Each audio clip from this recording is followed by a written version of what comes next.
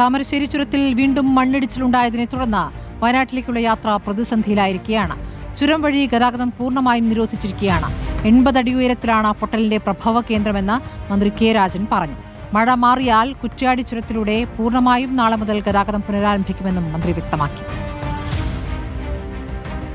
കുറ്റ്യാടി ചുരത്തിലുണ്ടായിരുന്ന ഒരു ചെറിയ ലാൻഡ് സ്ലൈഡിന്റെ വാർത്തകൾ നമ്മൾ കൊടുത്തിരുന്നു. അതിപ്പോൾ പ്രശ്നമില്ലാതായി. അടിയന്തരമായി നാളെ തന്നെ ഇപ്പോൾ ഇന്ന് കോഴിക്കോട് ജില്ലാ കളക്ടർ PWDയുമായിട്ട് പ്രാഥമികമായിട്ടുള്ള സംസാരം നടത്തിയിട്ടുണ്ട്.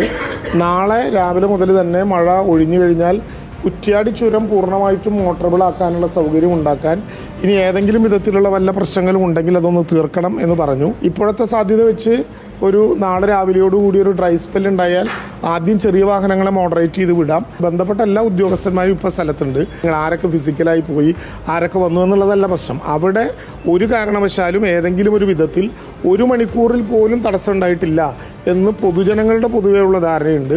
നമുക്ക് ഇനിയുള്ള പ്രശ്നം ഏറ്റവും പെട്ടെന്ന് നോക്കുക എന്നുള്ളതാണ്. 2 കളക്ടർമാരെയും കൂട്ടിയിരുത്തി അവർ രണ്ടുപേരും കൃത്യമായ കമ്മ്യൂണിക്കേഷൻ ഉണ്ടെന്നാണ് മനസ്സിലാക്കിയിട്ടുള്ളത്. ദീപക് മലയമ്മ വിവരങ്ങളുമായി. ദീപക്, നേരത്തെ റവന്യൂ ഉദ്യോഗസ്ഥർ ആരും തന്നെ അങ്ങോട്ടേക്ക് തിരിഞ്ഞു നോക്കിയില്ല എന്നൊരു പരാതി ഉണ്ടായിരുന്നു. ഇപ്പോൾ മന്ത്രി തന്നെ അതിലൊരു വിശദീകരണം നൽകുകയാണ്. നാളെ ഇപ്പോൾ മഴ മാറിയാലേ ഉള്ളൂ പരിഹാരം. മഴ മാറാനുള്ള സാധ്യതയും കുറവാണല്ലോ. അപ്പോൾ മഴ മുന്നറിയിപ്പ് അനുസരിച്ച് അടുത്ത 5 ദിവസം കേരളത്തിൽ ശക്തമായ മഴയായിരിക്കും. എന്താണ് അവിടെ കാണാനാകുന്നത്?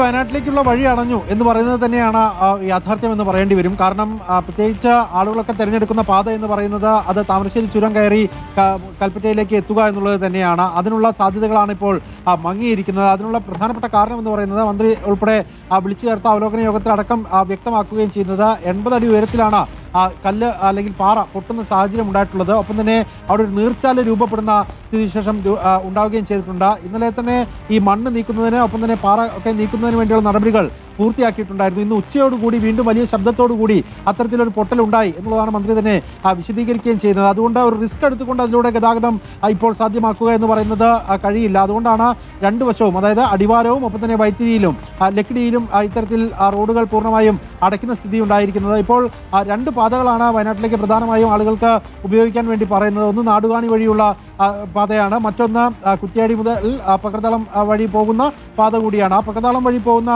പാത എന്ന് പറയുന്നത് താരതമ്യേന വീതി കുറഞ്ഞ ഇടമാണ്. ഒപ്പം തന്നെ ഇന്ന് ചെറിയ രീതിയിലുള്ള മണ്ണിടിച്ചിൽ ഉണ്ടാവുകയും ചെയ്തിട്ടുണ്ട്. അതുകൊണ്ട് വലിയ രീതിയിലുള്ള ഗതാഗത കുരുക്ക് കുറ്റ്യാടി ചുരവുമായി ബന്ധപ്പെട്ടുകൊണ്ട് ഇപ്പോഴും തുടരുന്നുണ്ട് എന്നുള്ളതാണ്. ശക്തമായ മഴ തുടരുകയാണെങ്കിൽ കുറ്റ്യാടി ചുരം വഴി അത്ര കണ്ട് എളുപ്പത്തിൽ ഗതാഗതം സാധ്യമാകുന്ന സ്ഥിതിവിശേഷം ഉണ്ടാകില്ല. അതിന് ഇടപെടൽ നടത്താനുള്ള നിർദ്ദേശങ്ങൾ നൽകി എന്നുള്ളത് മന്ത്രി വിശദീകരിക്കുകയും ചെയ്യുന്നുണ്ട്. ഇനിയിപ്പോൾ നാളെ ഉദ്യോഗസ്ഥ തലത്തിലുള്ള അംഗങ്ങൾ ഈ നേരത്തെ നമ്മൾ സൂചിപ്പിച്ച വൈത്തിരിയിലേക്ക് അല്ലെങ്കിൽ ലക്കിടിയിൽ ചുരം വ്യൂ പോയിന്റിന്റെ അടുത്ത് ഈ പാറ പൊട്ടിയിരിക്കുന്ന മണ്ണ് വീണിരിക്കുന്ന മേഖലയിലേക്ക് എത്തി പരിശോധനകൾ നടത്തേണ്ടതുണ്ട്. അതിൽ തന്നെ ഏറ്റവും പ്രധാനപ്പെട്ടത് ഈ 9ാമത്തെ ബെൻഡുമായി ബന്ധപ്പെട്ടുകൊണ്ട് അതിന്റെ മേഖലയിലാണ് ഇത്തരത്തിൽ ഒരു മണ്ണിടിച്ചിൽ ഉണ്ടായിരിക്കുന്നത്. ഏറ്റവും ഉയരം കൂടിയ ഭാഗവും കൂടിയാണ്.